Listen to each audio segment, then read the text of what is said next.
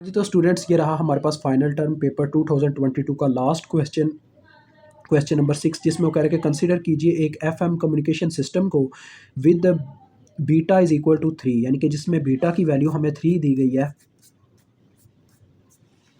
तो पैरामीटर्स लिखना स्टार्ट करते हैं। बीटा इज इक्वल टू हमें 3 दिया गया।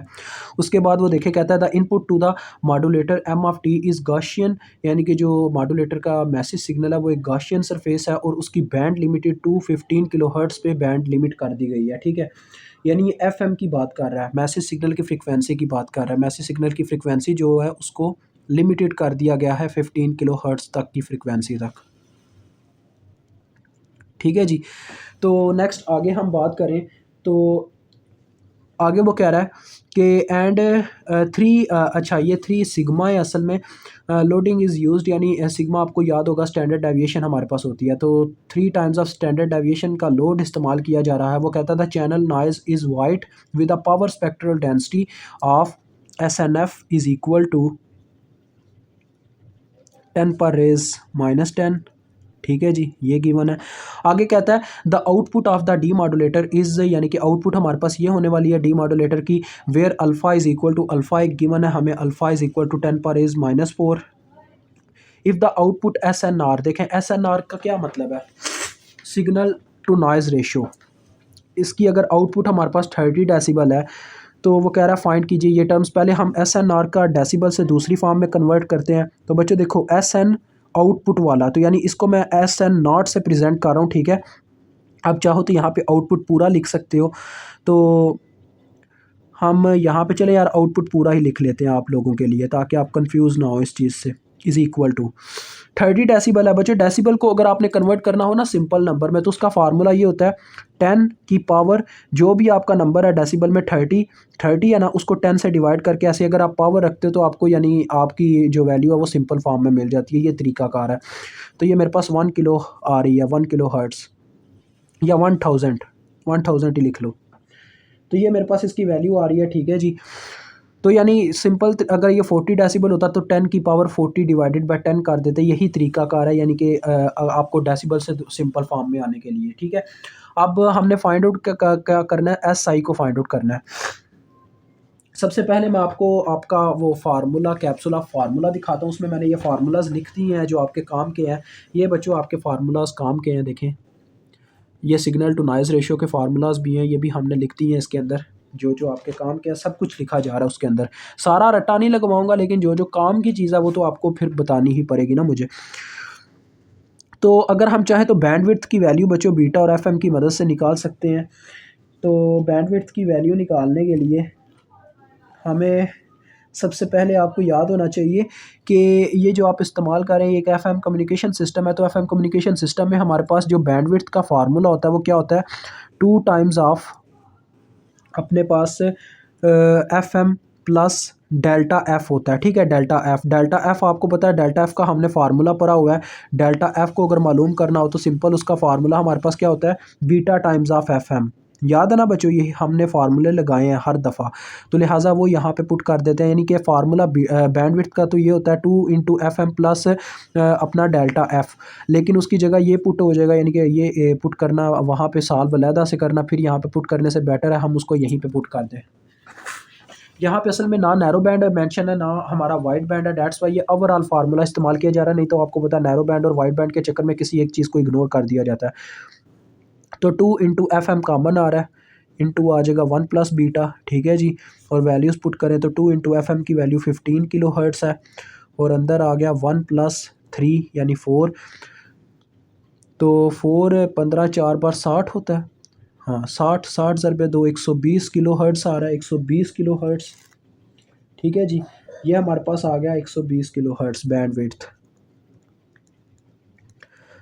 अब सबसे पहले नंबर पे हम फार्मूला इस्तेमाल करते हैं। एस आई की वैल्यू अगर हमें चाहिए तो सबसे पहले हमें S/N signal to noise ratio of input side find out करना होगा, जिसका फार्मूला हमारे पास क्या होता है जी, उसका फार्मूला हमारे पास बच्चों सिंपल सी बात है, SN अगर आउटपुट का फार्मूला हमारे पास ये होता है 2/3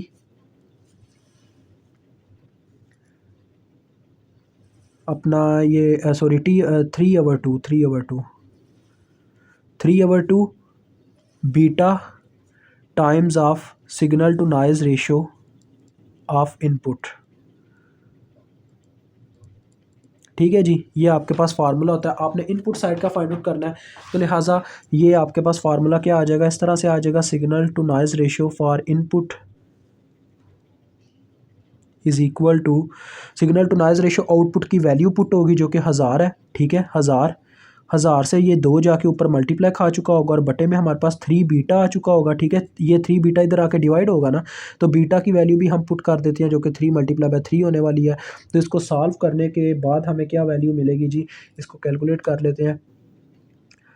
2000 ऊपर बन गया, उसको तकसीम करेंगे 9 के साथ। और सॉरी, एक गलती हो रही है, ये बीटा का स्केयर है, माजरत, बीटा का स्केयर है।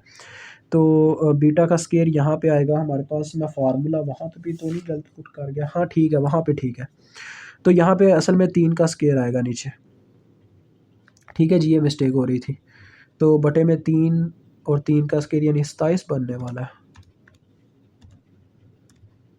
तो ये 74.1 अप्रॉक्सीमेटली बच्चों बनता है, 74.1। ठीक है जी, अब ये आपको हासिल हुई है।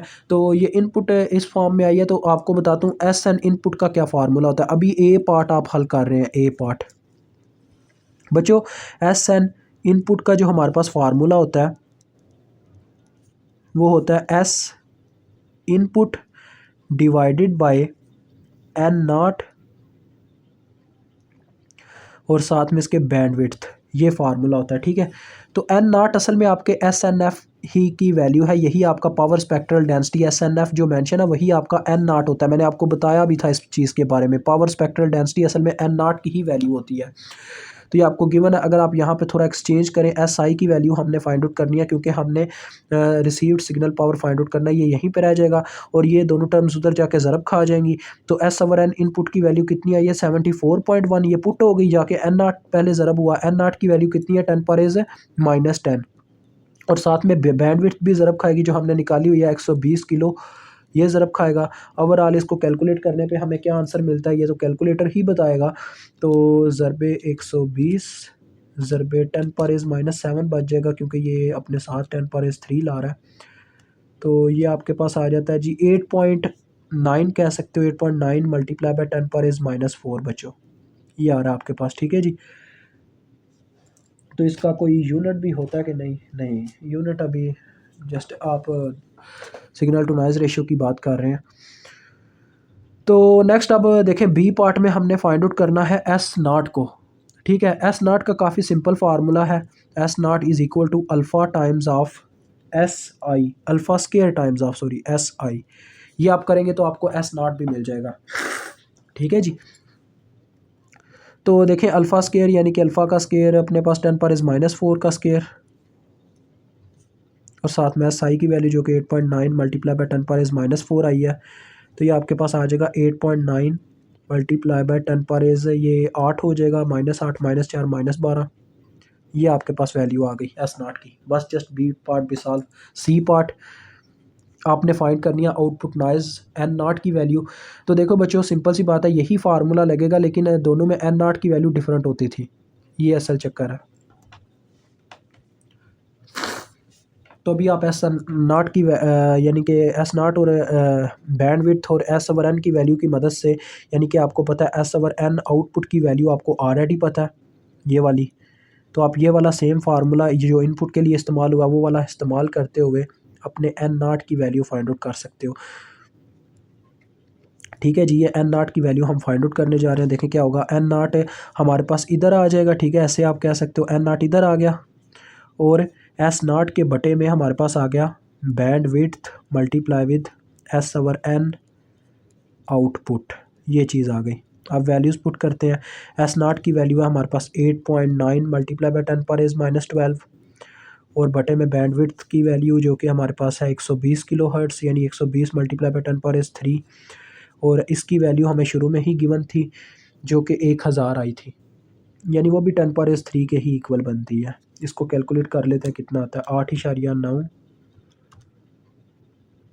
तकसीम 120 ज़रबे ये 10 पर इज़ -12 है, ये 10 पर इज़ 6 ऊपर जाके -6 यानी 10 पर इज़ -18 से ही ज़रब देनी है, सिंपल बात आ रही है।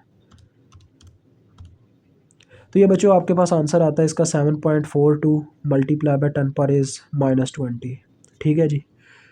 तो ये आपके पास आंसर आ गया। मुझे उम्मीद आपको समझ आ गई होगी। यहाँ पे आपका ये क्वेश्चन सॉल्व होता है। ये कुछ स्पेसिफिक फार्मूलाज हैं जो आपको याद रखने पड़ेंगे, और ये भी आपके कैप्सूल ऑफ फार्मूला में ऐड कर चुके हैं हम।